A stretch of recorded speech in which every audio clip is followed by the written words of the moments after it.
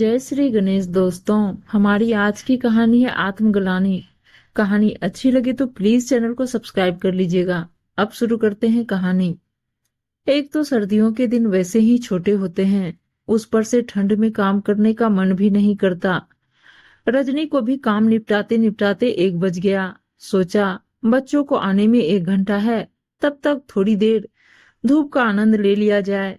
जैसे ही रजनी धूप में अपनी बालकनी में जाकर बैठी, पति गिरीश का फोन आ गया। सुनो रजनी यार, गांव से ताऊजी ताईजी आ रहे हैं।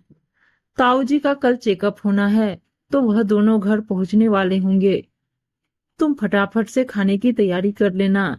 क्या क्या कहा तुमने?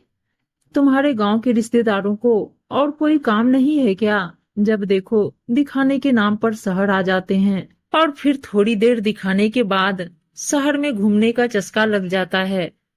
इनके आने से 2-3 घंटे पहले नहीं बता सकते थे कि आ रहे हैं। मैं खाने की तैयारी कर लेती टाइम पर।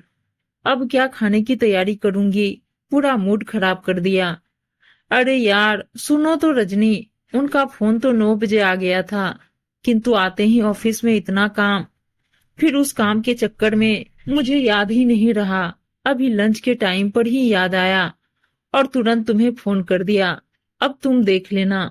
तुम्हें तो पता ही है कि मेरे सारे घर वाले गांव में ही रहते हैं और ताऊजी ताईजी के तो अपनी कोई औलाद भी नहीं है, अतः वह मुझे ही बेटा समझते हैं। और फिर वह अपने बेटे के यहाँ नहीं आएंगे तो फिर कहाँ जाएंगे? कहकर गिरीश ने फोन रख दिया। थोड़ी देर बाद ताऊजी ताईजी का आगमन हो गया। गांव से बहुत सारा सामान लाए थे उनके लिए। ऊपरी मन से रजनी को खुश होने का दिखावा करना पड़ा। ताऊजी ताईजी को पानी पिलाकर वह किचन में गई और खाने की तैयारी में लग गई। ताईजी ने देखा कि रजनी अकेली रसोई का काम कर रही है, तो जाकर उसकी थोड़ी सी मदद करवाने चल दी। किंतु जैसे ही वह रसोई में जाने लगी, उन्होंने रजनी को बड़बड़ाते हुए सुन लिया। रजनी कह रही थी, पता नहीं कब अकल आएगी गांव वालों को। जब देखो मुंह उठाकर चले आते हैं। यह कोई टाइम है आने का? या तो खाना खाकर आओ, या इतना बड़ा शहर पड़ा है, बाहर भी तो खाना खाकर आ सकते थे। पर नहीं, इन्हें तो अपनी बहू के हाथ का खाना खाना है। हम तो उनके नौकर लग रहे हैं जैसे यहाँ पर। ताई जी सुनकर वापस आ गई और ताऊ जी से धीरे से कुछ कहा। इतनी देर में गिरीश भी घर आ गया। गिरीश के आते ही ताऊ जी ने कहा, बेटा गिरीश, हमें अभी निकलना होगा। अचानक से जरूरी काम याद आ गया। लेकिन ताऊ जी, खाना तैयार है, खाना तो खाकर जाइए। और आपको डॉक्टर को भी तो दिखाना है। नहीं नहीं बेटे, पहले वह काम जरूरी है। हमें गांव जाना होगा, बहुत जरूरी काम आ गया। रजनी भी कहती रह गई, अरे ताई जी, खाना तैयार है। नहीं बहू, फिर किसी दिन, आज थोड़ा जल्दी में है। और ऐसा कहकर ताऊ जी ताई जी दोनों चले गए। रजनी को कुछ कुछ समझ में आ रहा था, पर अब क्या कर सकती थी। उसे मन ही मन अपने पर गुस्सा आ रहा था। उसे भी अच्छा नहीं लग रहा था कि ताऊ जी ताई जी इस तरह से यहाँ से चले गए। पर अब आत्मग्लानि का क्या फायदा। 6 महीने बाद रजनी को अचानक से पेट में दर्द हुआ। गिरीश उन्हें लेकर बड़े अस्पताल पहुंचा, जहां देखा ताई जी भी बैठी हुई हैं। पूछने पर पता चला ताऊ जी का अंदर चेकअप हो रहा है।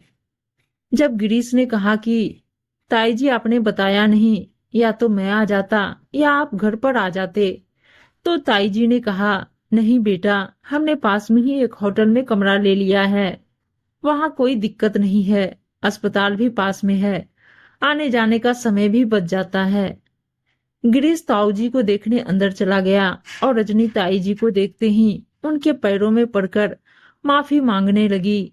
ताई जी मुझे माफ कर दीजिए, मैंने आपका उस समय अनादर किया था। मैं आज तक उस आत्मग्लानि से मुक्त नहीं हो पाई हूँ। अगर आज आप मेरे साथ घर नहीं चलेंगे तो मुझे लगेगा आपने मुझे कभी माफ नहीं किया। आपने तो हमें अपना बेटा बहू समझा था, पर हमने तो आपको मेहमान बनाकर पराया कर दिया। हो सके तो मेरी गलती के लिए मुझे क्षमा कर देना। रजनी को आत्मग्लानि से पीड़ित देख ताई जी का मन द्रवित हो गया और उन्होंने रजनी को माफ भी कर दिया।